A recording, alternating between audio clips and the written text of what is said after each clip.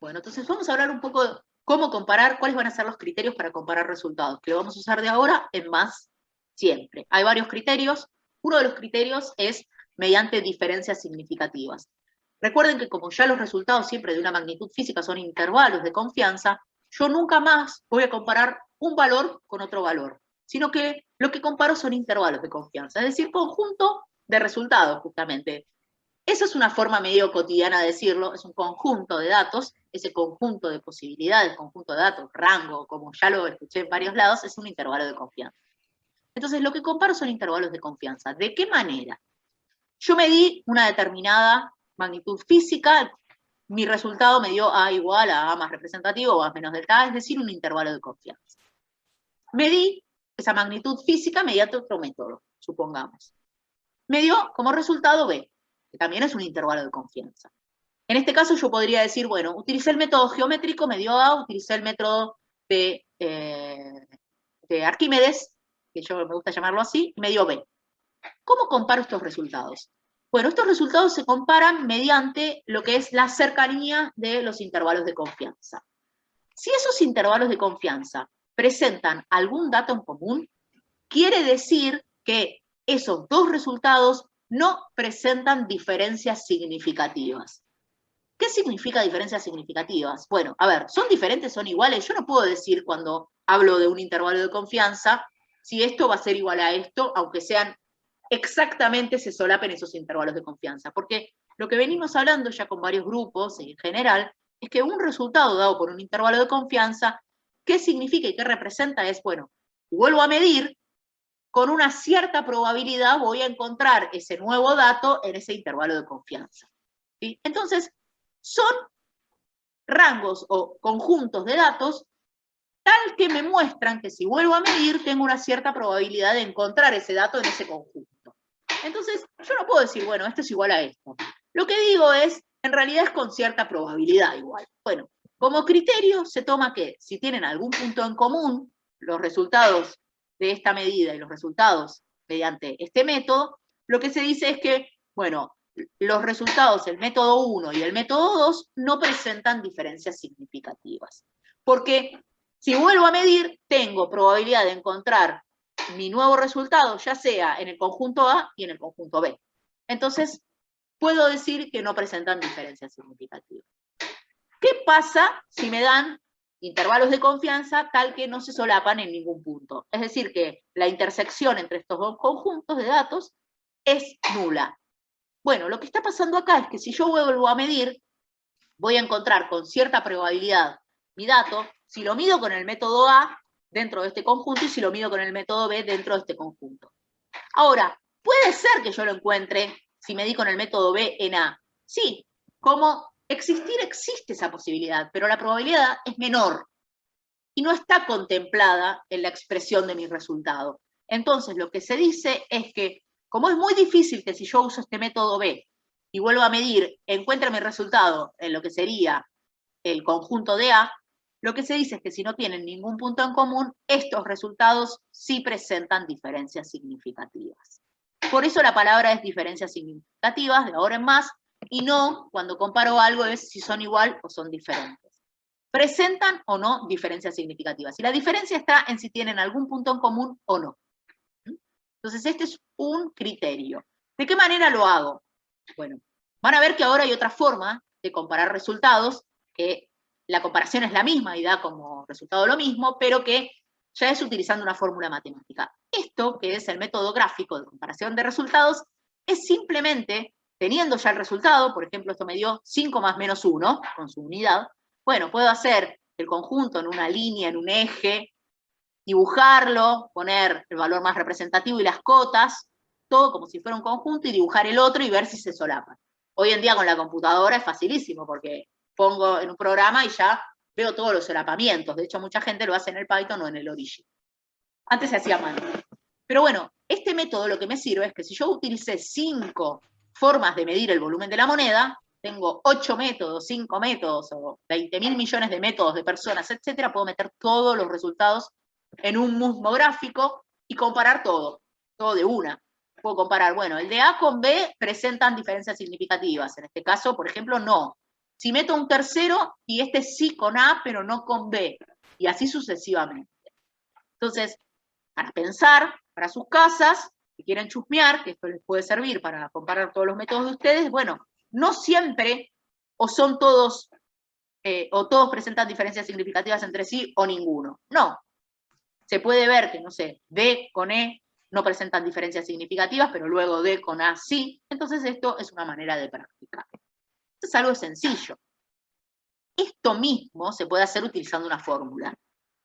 Repito, la mayoría de los casos en general uno elige este método. Los chicos en general hemos visto que utilizaban este método por el tema de usarlo con un programa. Pero hay otra manera. No es necesario que uno use dos formas de comprobarlo. Basta con una.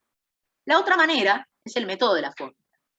Este método de la fórmula da lo mismo e implica lo mismo que el método gráfico. El método de la fórmula es, bueno, yo no quiero dibujar, no quiero usar la computadora, no quiero hacer nada, hago la cuentita en el cuaderno y listo, es una pavada. Tengo el volumen obtenido por el método 1, tengo el volumen obtenido por el método 2. Lo que dije atrás es lo mismo que pensar esto. Esta es una fórmula que ya está dada, en donde si yo veo que los valores más representativos de los dos métodos, del volumen, por ejemplo, cuando los resto en módulo, ¿no? Porque la comparación siempre es en módulo, porque así es indistinto de que si pongo el mayor antes o el menor.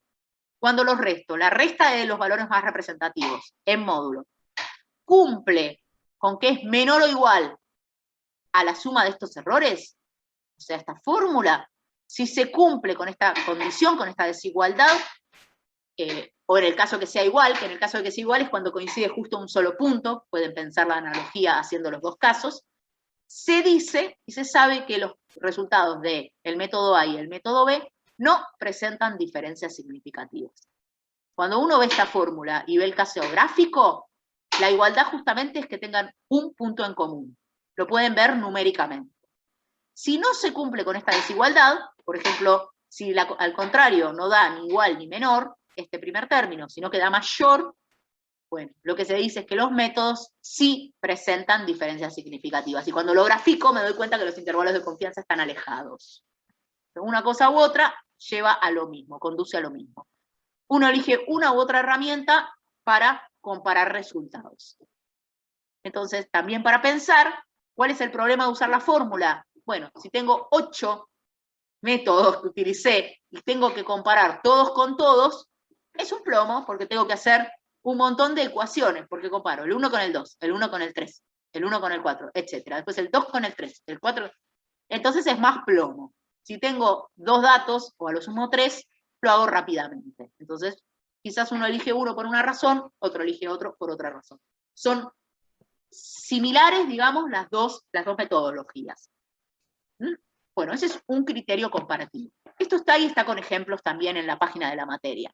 Entonces, después les voy a decir qué van a hacer con esto, pero lo van a utilizar para comparar sus resultados de volumen.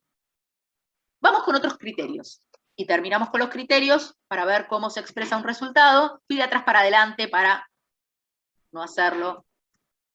La parte más aburrida la dejo para el final. Otro criterio comparativo. Entonces, hasta ahora tenemos el criterio de diferencias significativas, ¿sí? Puedo comparar los resultados mediante los métodos a partir de diferencias significativas. Voy con otro criterio de comparación. Hay 3 criterios de comparación que vamos a ver. Diferencias significativas, precisión y exactitud. ¿Recuerdan que yo la clase pasada les expliqué y les conté un poco sobre la precisión y la exactitud de un instrumento? La precisión de un instrumento es la mínima división de escala o resolución del instrumento, y la exactitud estaba dada por el error de calibración de ese instrumento, que en general era difícil cuantificar, sobre todo en la U1. Cuando nosotros hablamos de métodos o de resultados a partir de un experimento, podemos hablar de la precisión y de la exactitud de ese resultado, que es distinto a evaluar la mínima división, obviamente, del instrumento. ¿Pero por qué? Porque, por ejemplo, hoy medimos en forma indirecta. Entonces, un instrumento no nos dio ese resultado y esa incerteza. Para nada, nos dio toda una propagación de errores a partir de otras mediciones. Con lo cual, cuando uno compara resultados y compara métodos, utiliza la palabra precisión y exactitud, que son 2 criterios de comparación, pero de otra manera. Entonces es muy importante que recuerden, cuando uno habla de un instrumento, qué significa precisión y qué significa exactitud, y cuando uno habla de comparación de resultados, qué es lo que va a utilizar y qué significa. Y acá viene esto. Si yo tengo resultados, no se mareen, no se preocupen por el gráfico que está colocado acá. Si yo tengo resultados o métodos para comparar el resultado de tal método, quiero comparar el resultado de tal método con el resultado de tal otro. Ya vimos criterios de diferencias significativas. Hay otros criterios que toman en cuenta otras cosas. Por ejemplo, la precisión del resultado comparado, el resultado del método 1 con el método 2, nosotros sabemos que si puedo utilizar la herramienta del error relativo, como el error absoluto de ese método, del resultado de ese método respecto del valor más representativo del resultado de ese método, si puedo calcular el error relativo de lo que dio el resultado de un método y compararlo con el error relativo de lo que dio el otro método, puedo hablar de precisión y puedo comparar diciendo que el que tenga menor error relativo, el resultado que tenga menor error relativo va a ser el más preciso. Yo puedo hablar de precisión de resultados solo cuando tengo posibilidad de compararlos.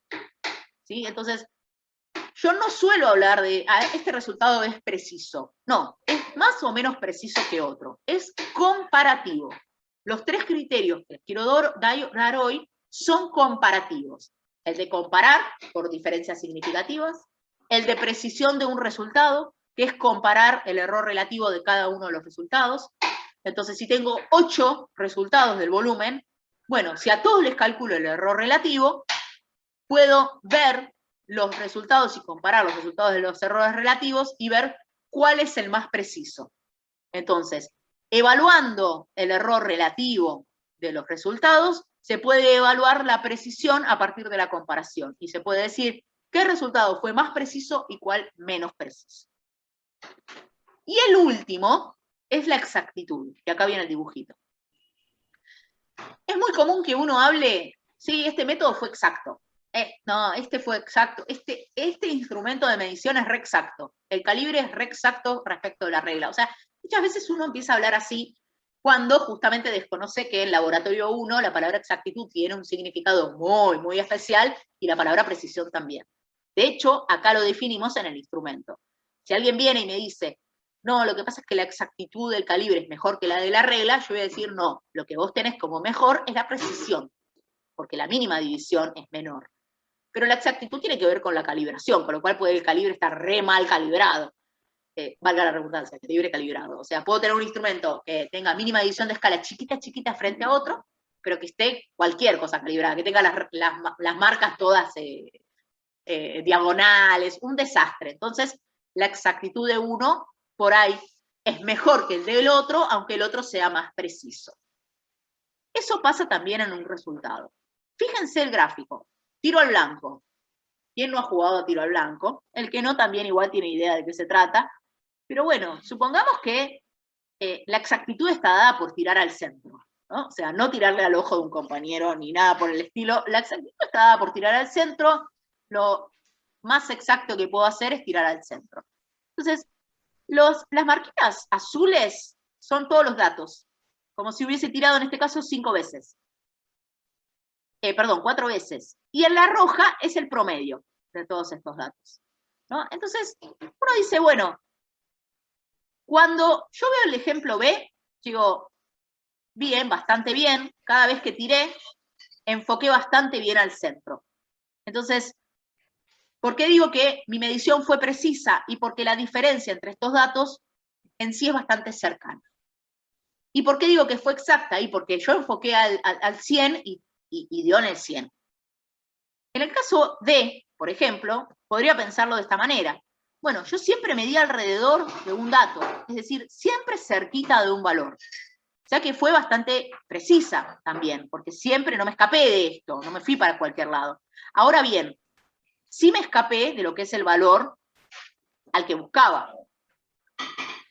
Al escaparme tanto en la media del valor al que buscaba, lo que me da es que este valor medio es muy lejano de lo que yo esperaba, de lo que buscaba. Con lo cual, el resultado de esto es poco exacto.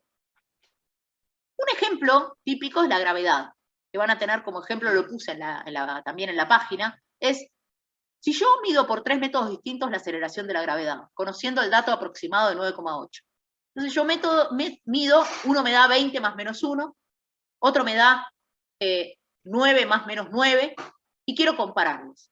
El 20 más menos 1, bueno, el dato es mucho más lejano al dato tabulado. Es decir, que ese valor que me dio 20 más menos 1, el 20 ese está mucho más lejos que el valor tabulado. Ahora bien, el 9 más menos 9, si uno calcula el error relativo y calcula el error relativo del 20 más menos 1, se va a dar cuenta que el 9 más menos 9 es mucho menos preciso. Está más cerca del tabulado, pero es mucho menos preciso que el otro resultado. Entonces, para evaluar la precisión, lo que tengo que hacer es comparar el error relativo. Y para evaluar la exactitud, lo que uno hace es comparar la cercanía del valor más representativo del dato que obtuvo respecto del valor tabulado. Es decir, que el valor más representativo de los ejemplos que puse, 20, por ejemplo, en uno de los ejemplos, está mucho más lejos de 9,8 que el 9 respecto del 9,8 del otro ejemplo. Entonces, la medición 9 más menos 9 tiene un valor más representativo que es más cercano al tabulado, con lo cual esa medida es más exacta, pero es mucho menos precisa. Por eso, no hay que confundir cuando uno habla de precisión y de exactitud. Precisión siempre se evalúa el error relativo, que es decir, cuánto pesa mi incerteza absoluta frente a lo que medí. Y exactitud tiene que ver con comparar el valor más representativo de mi medida frente a un valor tabulado. Entonces, exactitud, tengo una traba para poder evaluarla. Yo podría evaluar la exactitud de los resultados de los distintos métodos de la moneda respecto del volumen de la moneda. O sea, ¿podría evaluar la exactitud de la experiencia de hoy, de mis métodos? Si supieras el valor tabulado. Perfecto. En el banco. Solo podría hacerlo si tuviese el valor tabulado de la moneda. Yo no puedo evaluar exactitud comparando entre mis métodos, porque la comparación de exactitud es solamente con el valor tabulado. Si yo tuviera el valor, por ejemplo, en el banco, en la página del Banco Nación, me hubiesen dado el valor del volumen de la moneda que utilicé, podría decir, siempre que confíe en el método que utilizaron para medir, que ese es el valor tabulado. En general, esto se hace con fenómenos físicos, como por ejemplo la aceleración de la gravedad, constante de Planck, cosas que son experimentadas bien, con experimentos muy sofisticados, que nos hace que creamos un poco más en ese resultado. Entonces, nosotros con ese valor tabulado sí podríamos utilizar la herramienta de exactitud. No puedo utilizar la herramienta de exactitud de un resultado de una medición mía si no conozco el valor tabulado. Y por otro lado, siempre que utilizo exactitud, de la misma manera que utilicé precisión, solo la uso cuando comparo resultados medidos. Es decir, no puedo utilizar la exactitud si tengo un valor tabulado y yo tengo una medida. Porque lo que se hace con exactitud y con precisión es decir, ¿qué método o qué resultado es más preciso y cuál menos? ¿Qué método es más exacto y cuál menos? Yo no puedo decir... Perdón, termino con esto. No puedo decir si la gravedad me dio 10 más menos 1 es exacto o no es exacto. No. Lo que puedo decir, y si tengo dos resultados, es cuál es más exacto, porque cuál es más próximo, su valor más representativo, al tabulado. Con lo cual, con el caso de la moneda, exactitud, hoy no lo podemos evaluar. Me venía de la mano bien explicarlo con precisión. Sí podemos evaluar precisión mediante el error relativo de cada resultado, y sí podemos evaluar las diferencias significativas entre los resultados. Sí, alguien me quería hacer una pregunta respecto de esto. Sí, yo Lucía lo que quería preguntar era, porque ahí en la página del Banco Central, o sea, no está el valor tabulado de volumen, pero sí están los valores tabulados de diámetro y de espesor. O sea, ¿yo podría hacer la cuenta y de ahí sacar como el volumen tabulado o no? Bueno, lo que uno podría hacer, muy buena la pregunta porque ya nos pasó, que vimos informes que decía, bueno, valor teórico. Dijimos, ¿dónde sacaron el valor teórico? Claro, porque está el diámetro, creo que también está la masa, bueno, hay un par de datos en la página que están buenos porque uno puede utilizar la fórmula y listo. ¿Cuál es el tema? En la fórmula uno parte de una hipótesis. La fórmula al utilizar el diámetro, también es la misma hipótesis que partimos nosotros, que no me cuestionaron hasta ahora globalmente, pero sí en algunos grupos lo charlamos, es que como hipótesis tomamos que la moneda es cilíndrica. Entonces, ¿es un valor tabulado o es un valor a partir de la utilización de cosas, de magnitudes físicas, que a partir de otra hipótesis obtuve un valor de volumen? Bueno, hay un paso en el medio que deja de ser un valor tan confiable, ¿no? O sea, yo puedo calcular el valor teórico del volumen a partir de los datos que me da en la página del Banco Nación, pero tengo que partir de una hipótesis, la función matemática, la relación funcional. Cuando parto de esa hipótesis, vuelvo a hacer algo que ya deja de ser tan confiable como un valor tabulado, cuando uno sabe que fue de una medida experimental lo más sofisticada de alguna manera posible, de tal forma que esos datos que me dan son confiables. Entonces, como podría ser, no, digamos, no es un valor tabulado, sino que se puede pensar como un valor calculado a partir de datos tabulados o datos teóricos de la página del Banco Nación. O sea, no sería mi valor tabulado, sí podría calcular un valor teórico a partir de eso. Cuando digo teórico, no es que es teórico, porque yo lo calculo y pongo las incertezas, ¿no? Claramente. Pero sí un valor a partir de la medida que me dieron de otro lado. No lo consideraría tabulado, claro. Lo podría pensar como que es el que, a partir de, bueno, lo pesaron, obviamente usaron seguro técnicas mejores para calcular el diámetro y para calcular el espesor. Pero sigo usando la hipótesis del volumen cilíndrico. Entonces, me serviría como ayuda para guiarme, pero no es lo mismo que tener un valor que es específicamente medido con una experiencia tal que no involucra hipótesis tan groseras como la de agarrar la moneda cilíndrica, que la planteamos nosotros. Profe, muy buena la pregunta. Clarísimo. Profe, tengo una pregunta, siento que es retonta, pero es porque realmente no entendí. El tema tabulado, o sea, o sea, yo lo que iba a escribir era que era exacto, pero ¿cuál sería la forma de describir tabulado? Cuando yo hablo de tabulado, está bien, muy bien la pregunta, Abril, no es ninguna pregunta que sea ni obvia ni nada por el estilo. Uno habla con la experiencia de los laboratorios y yo empiezo a hablar tabulado. ¿Qué es tabulado? En realidad el valor tabulado es el valor que uno toma de la bibliografía, a partir de tener una cierta confianza de la página donde tomaron los datos. Por ejemplo, cuando uno dice, bueno, tomo el valor de la aceleración de la gravedad si yo voy por ahí, por decirlo de alguna manera sin haberlo visto, ¿no? Voy a Wikipedia y por ahí Wikipedia me dice que es 9,8. ¿Es eso más confiable que ir a la página de especial de Science, ahora no me acuerdo cuál era la página, pero se las voy a pasar en su momento, que me dice con un montón más de decimales cuál es el valor de la aceleración de la gravedad y me dice bajo qué criterio está colocado ese dato? Bueno, el valor tabulado que tomo es el valor bibliográfico, el valor de la bibliografía a partir de una página o un libro que sea confiable. Eso es lo que yo llamo valor tabulado, que está muy bien la pregunta porque es el valor bibliográfico. Ah, ok, perfecto, gracias. Siempre de una fuente confiable, ¿no? Entonces, por ejemplo, en el cosito para pegarle, que no me sale, el error tabulado sería si alguien viene y mide exactamente el centro. Claro, este caso es el tiro al blanco, ¿no? Y siempre como que lo ideal es el centro. Por ahí el ejemplo hubiese sido mejor poniendo los datos de la gravedad, pero para no hacerlo numérico era más específico, más general. Es decir, bueno, si yo quiero que siempre le pegue en el centro y le estoy pegando como en el conjunto D, siempre acá, mis mediciones son bastante precisas porque no tengo una incerteza muy grande entre dato y dato, pero lo que voy a estar es pifiándole horrores a esto. Entonces, muchas veces hay métodos que la incerteza me da tan pequeña, es decir, que después cuando hago el cálculo de la precisión me da joya, una precisión de menos del 1%, está bárbara esta medida, y después veo que ese volumen me tenía que dar cerca de 15 centímetros cúbicos y me da 150, pero con un error así es chiquito, ¿eh? Entonces acá estos criterios son fundamentales justamente para no confundir cuando una medida es óptima, no óptima, confiable, no confiable, y bueno, sí, una medida no es confiable porque tenga una incerteza absoluta chiquita, porque puede tener un error relativo re pequeño, pero me fui de mambo. O sea, si siempre le pegué afuera del blanco, pero siempre cerquita entre sí, esto me va a dar chico.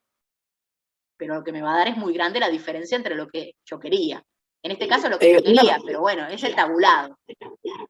Una consulta, hasta ahora no estamos viendo nada de razones ni nada, solamente estamos viendo cómo comparar, digamos.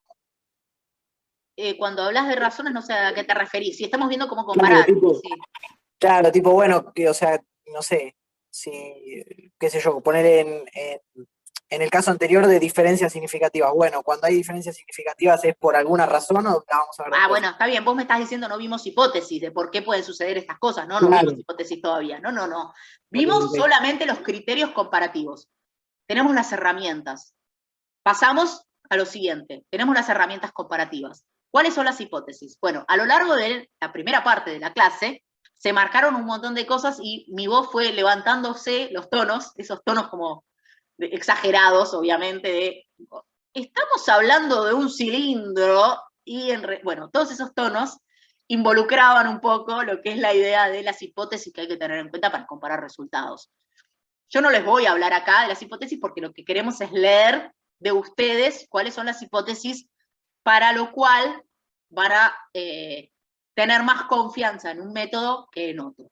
Pero ciertamente cuando uno utiliza métodos tiene que evaluar hipótesis como el instrumental que utilizó, el método experimental que utilizó, obviamente, el objeto, los criterios que utilizaron a partir de ese objeto y la hipótesis de, obviamente, la función matemática que utilizó para resolver lo que ustedes querían resolver. Ustedes tomaron como hipótesis, bueno, por ejemplo, lo del cilindro, tomaron ciertas hipótesis que automatizaron, porque quizás las di yo en clase, pero eso lo tienen que evaluar.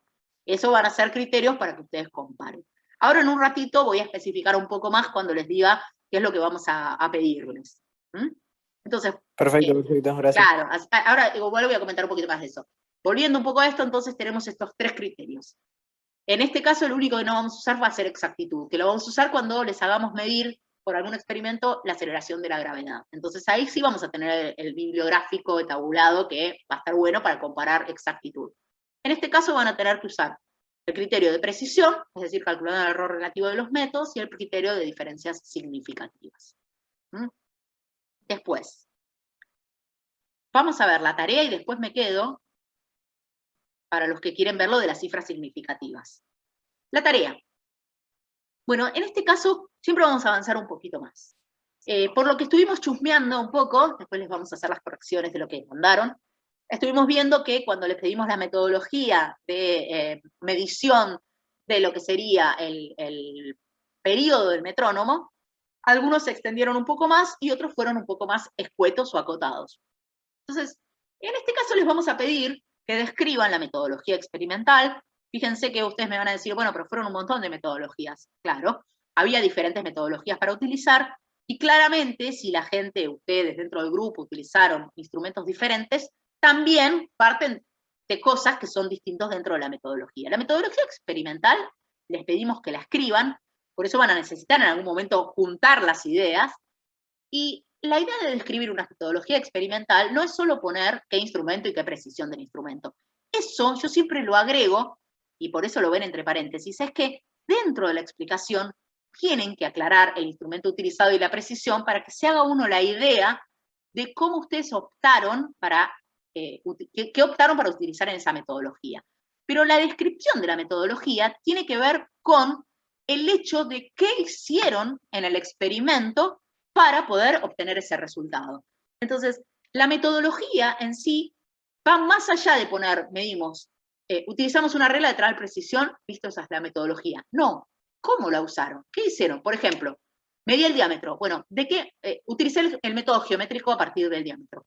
Bueno, para eso medí el diámetro con la regla de tal manera. Por ejemplo, tomé uno de los lados, un diámetro perpendicular, tomé varios puntos, aclarar un poco más acerca de cómo lo midieron. Por ejemplo, medí el perímetro de la parte geométrica, utilicé el perímetro. Bueno, medí el perímetro de tal manera, con un hilo. Algunos quizás usaron, para medir el perímetro, usaron un hilo que enrollaron más de una vez. Entonces, pueden contar, a partir del uso de un hilo que enrosqué 5 veces, medí 5 diámetros de la moneda, luego dividí el periodo total, y a partir de eso involucré esa medición en la fórmula del volumen del periodo. ¿sí? Entonces, siempre lo que es el escribir un método implica contarle a la otra persona cómo lo hizo, para que la otra persona lo pueda reproducir. Yo ya no digo a esta altura decir, bueno, usé la regla, la puse exactamente perpendicular, a largo de... Porque bueno, hay cosas que uno va avanzando en la clase y ya las va contando de otra manera.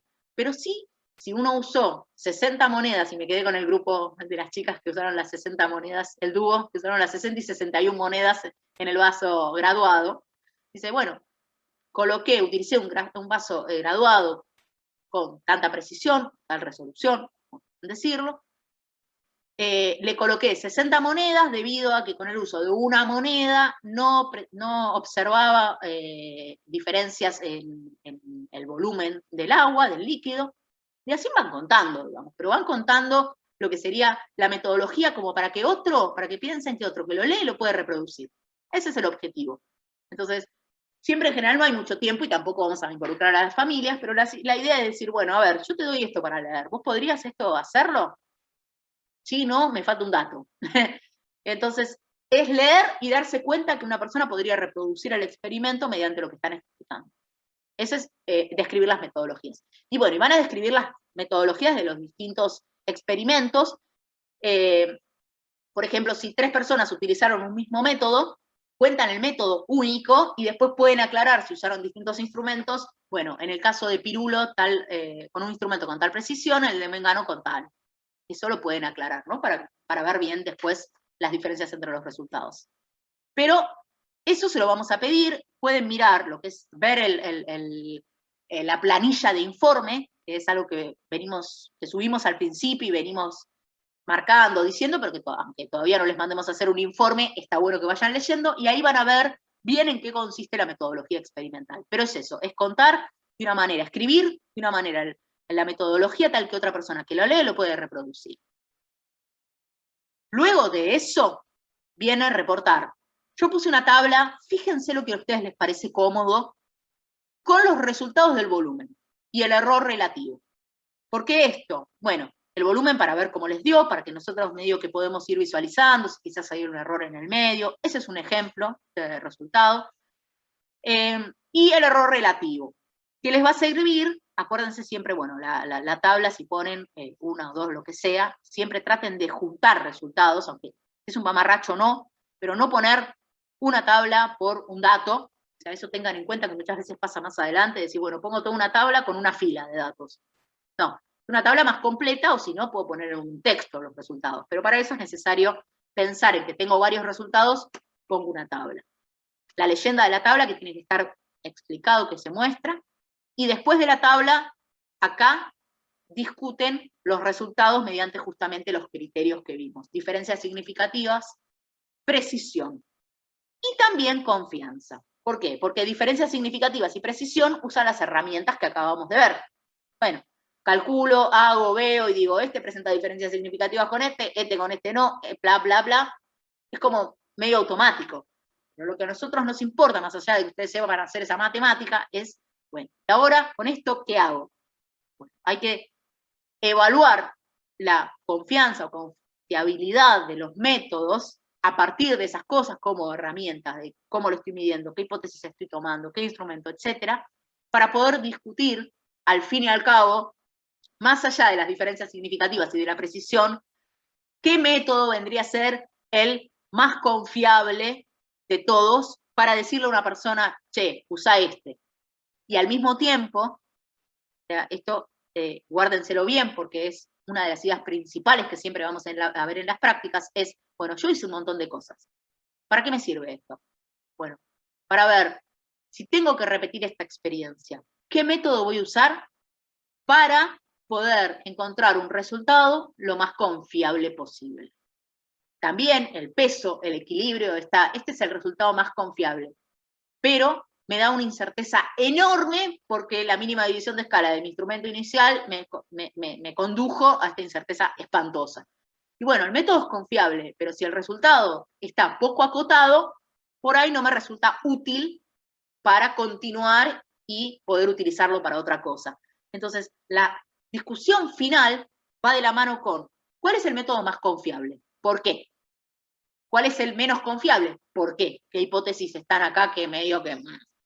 Y después, finalmente, en base a el resultado final, la confianza, etcétera, uno podría decir y jugarse, y ya empiecen a jugarse acá, decir, bueno, ¿qué método recomendaría para obtener el volumen de la moneda? Es a lo que queremos llegar.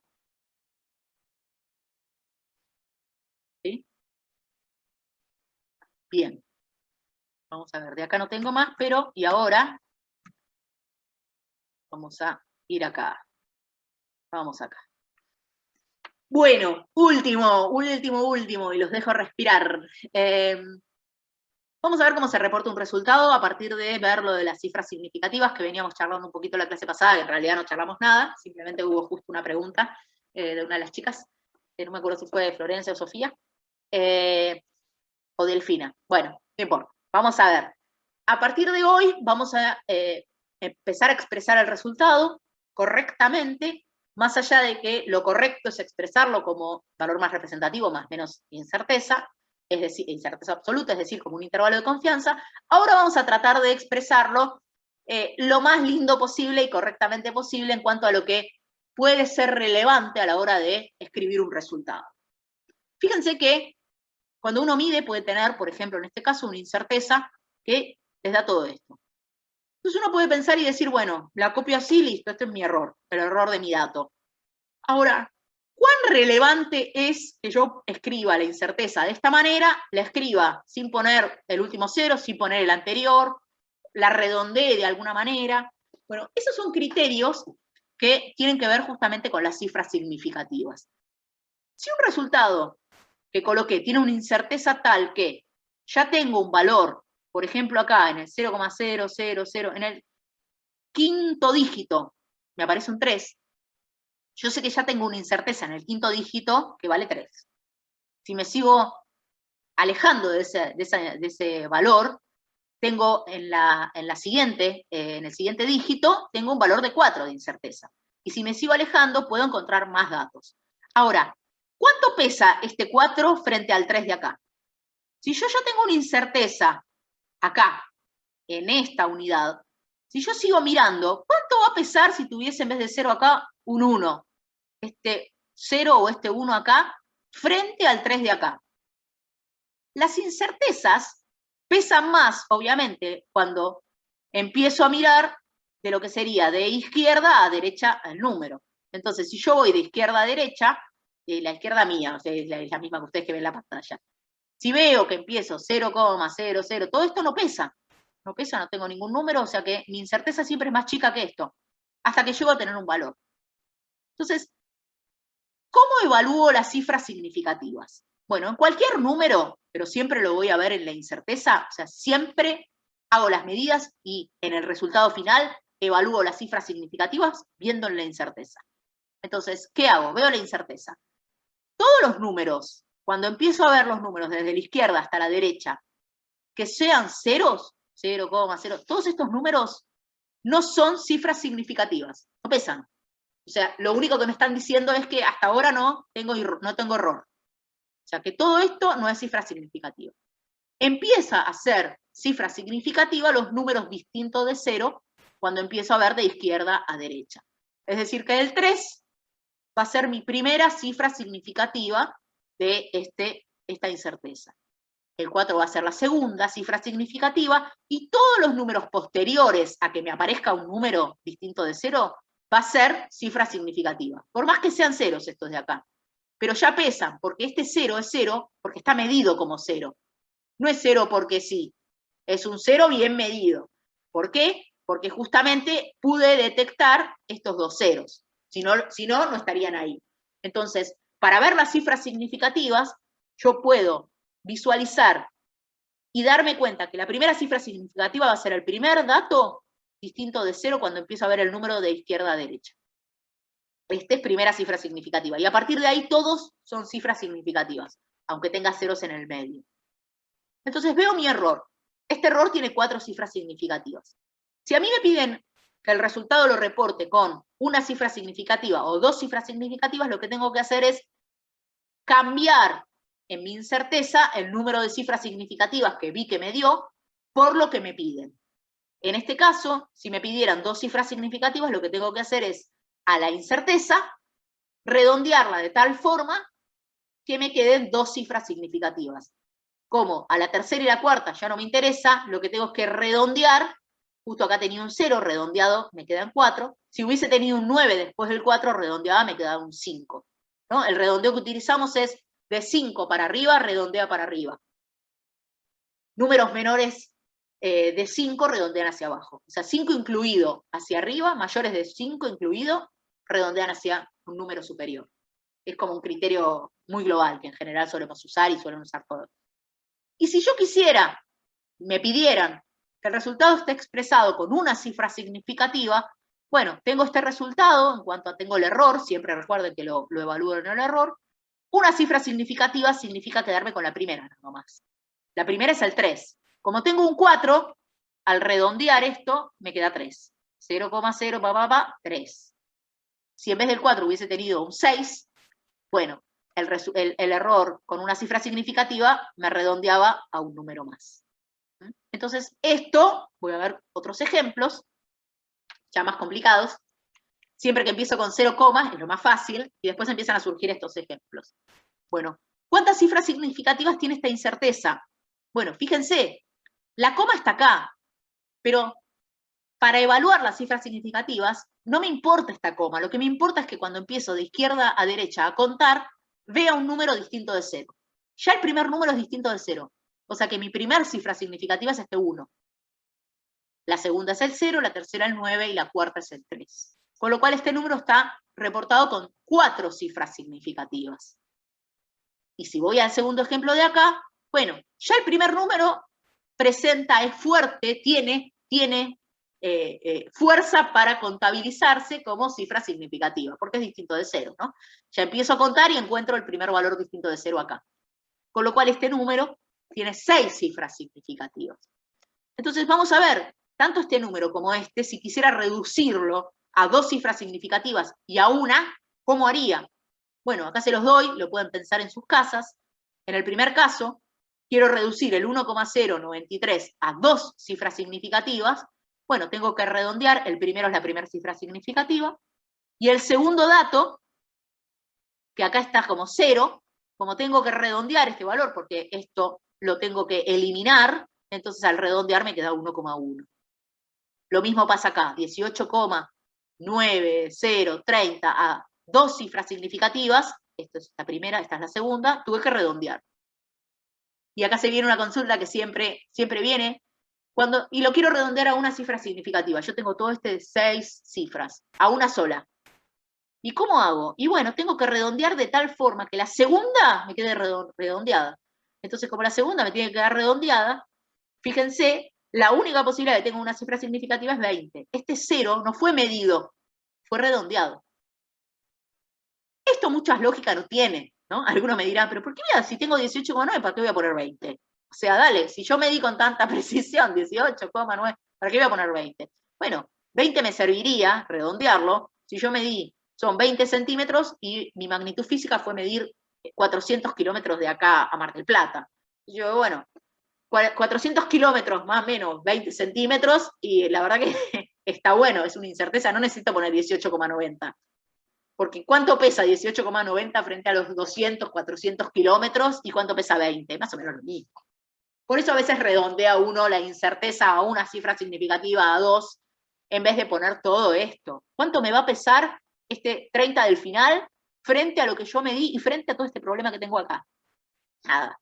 Por eso nunca uno utiliza como incerteza números con tantas cifras decimales. Y por eso, tantas cifras significativas, perdón. Y por eso es que uno dice, bueno, tomemos un criterio. En los laboratorios en general, en algunos se toma más, pero en general tomamos 2 cifras significativas o una. Hay instrumentos que me miden con una cifra significativa, por ejemplo, 1 milímetro, la regla. ¿Y qué voy a inventar? Nada, directamente tomo como una cifra significativa y ya está. No me voy a poner a hacer más problema con eso. Pero bueno, cuando hice cuentas y me dio una cosa así, sí, ya te escucho, Valentín. Y me dio una cosa así, no tiene sentido que ponga como incerteza todo esto en mi resultado. Mientras haces la pregunta, Valentín, les voy a dejar una idea para que vayan pensando, porque hasta ahora estamos hablando solo del error. Entonces, si yo redondeé a esto, bueno, ¿cómo reporto mi resultado? Y ahora viene la cuestión de cómo reporto mi resultado, considerando que ya ajusté a mi incerteza por las cifras significativas que a mí me parecían más relevantes. Acá les dejo para que vayan pensando mientras Valentín me hace su consulta. Decime, Valentín. Sí, una pregunta. Nosotros, o sea, bueno, ahora en general estamos usando, digamos, de incerteza absoluta, solamente, bueno, en general, cuando medimos con la regla, digamos, la mínima división de escala de la regla, que es 0,1 centímetros, Perfecto. digamos. ¿Cuántas Entonces, cifras significativas tiene 0,1 centímetros? una. Perfecto. Entonces, ahí ya, digamos, no le podés sacar más. Pero, Claro. digamos, capaz que hay algunos casos que digamos, o sea, digamos, los errores entre mediciones se van de esa mínima división de escala.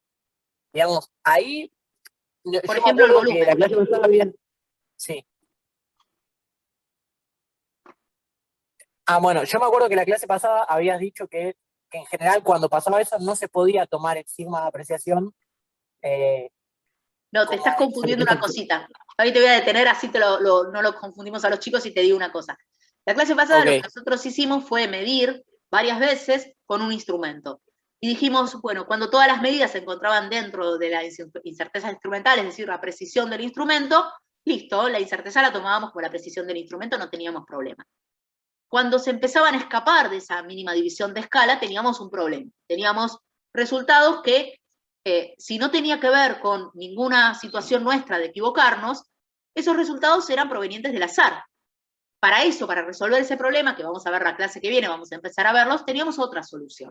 Esto no tiene nada que ver con eso. Esto tiene que ver con que cuando... Claro, eso es otra cosa. Esto, a lo que O uno sea no que puede... sí, perdón, No, al contrario. Sí, o sea, si entonces me voy de la mínima división de escala y no es por el azar, es porque yo lo estoy midiendo mal con la mano, digamos, no sé. Digamos, es muy blanco-negro lo que decís. Si vos te estás yendo de la mínima división de escala por algo que es una medida que claramente, si uno le presta atención, repite, lo hace consciente, con todas las normas y reglamentaciones, como por ejemplo poner forma paralela a la regla, si mido un único punto, la longitud de algo, eso no te puede dar fuera de la regla, por ejemplo, porque la mínima división de escala de la regla es bastante grosera. Sí podés tener un instrumento tal que cuando uno habla del azar, en realidad es que tus medidas no pueden ser contempladas con tu instrumento de medición. ¿Qué es lo que pasó con el cronómetro? La clase pasada también, con el metrónomo. ¿Por qué les daban distintas? Bueno, claro, como que era muy preciso para lo que podemos, digamos, usarlo nosotros. Perfecto. De alguna manera, diciéndolo así, es un instrumento tan preciso que la metodología que ustedes usan o en lo que consiste el experimento hace que se les dificulte tomar medidas que sean siempre iguales. O bien, eso es una cosa, o bien que el fenómeno físico, si bien es constante, porque uno debería pensar que es constante, tiene alteraciones que en realidad, por más que lo mida una máquina, también vería diferencias. Entonces, esas son otras cosas que vamos a ver la clase que viene. Esto, no me quiero ir de tema, es otra cosa. Yo obtuve el volumen del objeto y obtuve una incerteza. Y mi incerteza me dio 18,9030. Un resultado, un número. Entonces, esto me pudo haber pasado, no tan así, pero me pudo haber pasado porque si utilicé la función de propagación de errores, e hice las cuentas tomando en cuenta todos los decimales de las cositas, etcétera, me pudo haber dado una cosa así tranquilamente. Entonces, si me dio una cosa, si me dio una cosa así, no tiene sentido que yo diga, mi incerteza de esta medida es 18,90, 30, 25, etcétera, porque ¿qué significa? ¿Cuánto pesa este 30 de acá? Nada, ojalá me hubiese dado solo este 30 de acá. Lo que me dio como peso es esto. O sea, tengo una incerteza que ahí tiene 18, que pesa mucho más que el 0,00030 de acá. Por eso es que uno empieza a simplificar las cosas diciendo, hay que tomar un criterio. El criterio de ver hasta qué cifras dejo y coloco mi incerteza. Las que no me sirven, las que no pesan, es obvio que las tengo que dejar de lado y redondear estos resultados. Entonces, la forma de hacerlo es tomar como criterios que pueden cambiar de acuerdo a la materia o de acuerdo a la medida que uno tome, pero por lo menos a priori pensar en que no vamos a dejar nunca en la vida 4 cifras significativas con la incerteza, porque no tiene sentido el peso que puede tener este frente al 1. Entonces, siempre vamos a evaluar, pensar en 2 o una cifra significativa. Y que la forma, quiero Gracias, terminar. profe. Sí. Ay, me mató. Sí, decime, Valentín. No, que gracias, por... Perdón. Nada, termino con esta Lucía. cosita y seguimos con las dudas. Entonces, así ya los que por ahí ya captaron la idea, quieren estar tranquilos, tirarse tranquilos. Entonces, a partir de pensar en redondear la incerteza mediante una o dos cifras significativas, de acuerdo al criterio de ustedes o a lo que se le pida, por ahí yo digo, bueno, todos los resultados los quiero con 2 cifras significativas, pesada.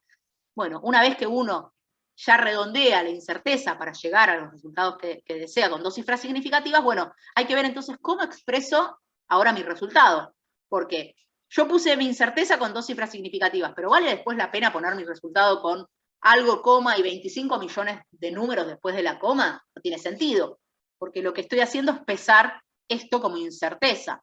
Entonces, tengo un valor más representativo, por ejemplo, el caso que puse acá. Tengo una incerteza. Este delta X que puse acá abajo, ¿cuántas cifras significativas tienen? 4.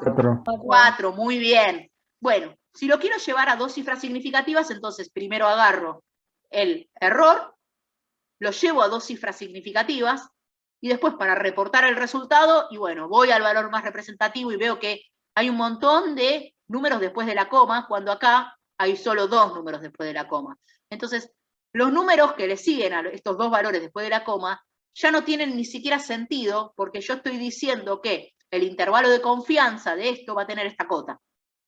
Entonces, para reportar el resultado directamente pongo las mismas cantidades decimales en el valor más representativo respecto de los que obtuve cuando redondeé mi incerteza.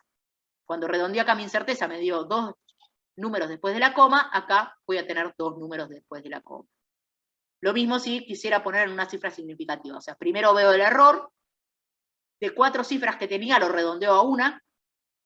Cuando lo redondeo a 1, bueno, voy al valor más representativo y me queda con solamente, en este caso, un número después de la coma. Y así queda reportado mi resultado correctamente.